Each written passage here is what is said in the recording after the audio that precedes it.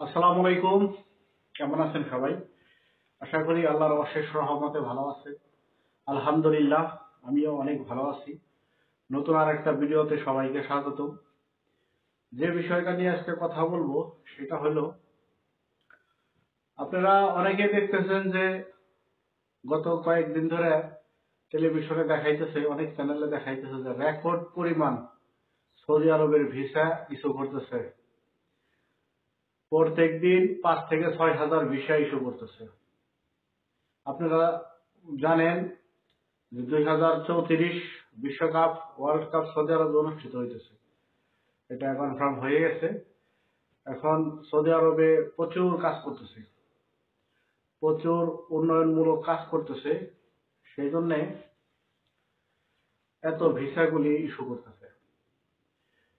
নতুন নতুন স্টেডিয়াম তৈরি করতেছে সৌদি আরব, রাস্তায় ঘাট প্লাস আবাসিক হোটেল, মানে বিমানবন্দর, বাস স্ট্যান্ড, সবকিছুই নতুন করে তারা আবার করতেছে।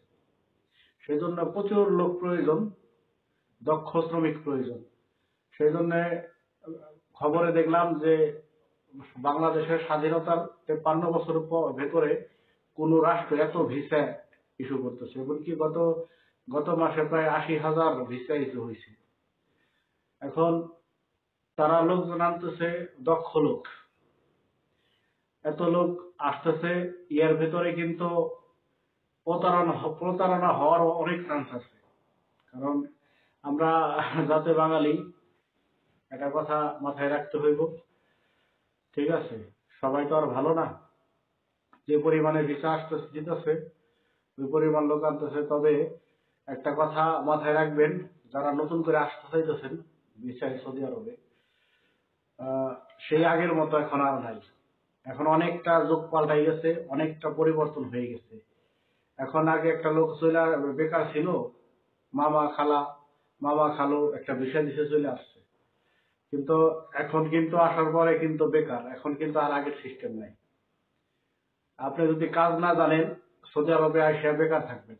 অতএব যারা নতুন করে আসতে চাইতেছেন, আমার একটা পরামর্শ, আপনারা কখনো অদক্ষ হয়ে আসবেন না। আমি প্রত্যেকটা ভিডিওতে একটা কথাই বলি, যারা নতুন প্রবাসে আসতে চাইতেছেন, প্রবাসী হইতে চাইতেছেন, আপনারা কখনো যে কাজ না শিখে আসবেন না। যে কোনো একটা কাজ শিখে নিজের দক্ষতা অর্জন করে তারপরে বিদেশে আসবেন। এতে হয়েছে কি, আপনারা জানেন যারা আসতেছে, অনেকেই আত্মীয় স্বজন আছে, আসার পরে শুনবেন 3 মাস 4 মাস বেকার, কোনো কাজ নেই। কেন? কারণ সে অদক্ষ, সে পারে না ড্রাইভিং করতে, পারে না টেইলার্স এর কাজ, পারে না এসির কাজ, মানে পারে না ইলেকট্রিক কাজ, কোনো কাজই সে পারে না। সে আসছে, ভিসাতে নিয়ে আসছে, এসে বসছে, আসার পরে বেকার। অতএব যেভাবে ভিসা তারা ইস্যু করতেছে, লোক আসতেছে, ওইভাবে কিন্তু অনেকে বেকার থাকবে।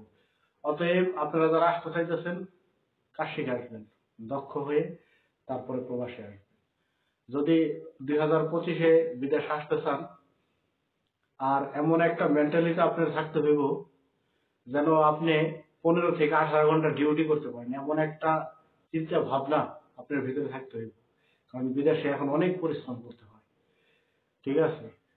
এখন যারা বেকার আছেন, ভাবতেছেন চলে যাবো, আসেন, তবে কাজকর্ম শিখে আসেন, দক্ষ হয়ে তারপরে আসেন। ঠোস ঠাসা এসে ধরা খাইনি। আমার কথা স্পষ্ট, ক্লিয়ার। আমি ছোট ছোট ভিডিও করি। আমার উদ্দেশ্য, আমার এই ভিডিও দেখে যদি কোনো এক প্রবাসী ভাই বাংলাদেশ থেকে নতুন আসতে চায়, যদি একটু উপকার হয়, তাহলে আমার সার্থকতা। অতএব আজ এই পর্যন্তই। যদি আমার এই ছোট্ট ভিডিও দেখে কারো একটু উপকার হয়, তাহলে অবশ্যই আমার চ্যানেলটা সাবস্ক্রাইব করে আমার সাথে থাকবেন। সবাই আমার জন্য দোয়া করবেন, ভালো থাকবেন। ইনশাল্লাহ নতুন আর একটা ভিডিওতে আবার দেখা হবে। আসসালামু আলাইকুম।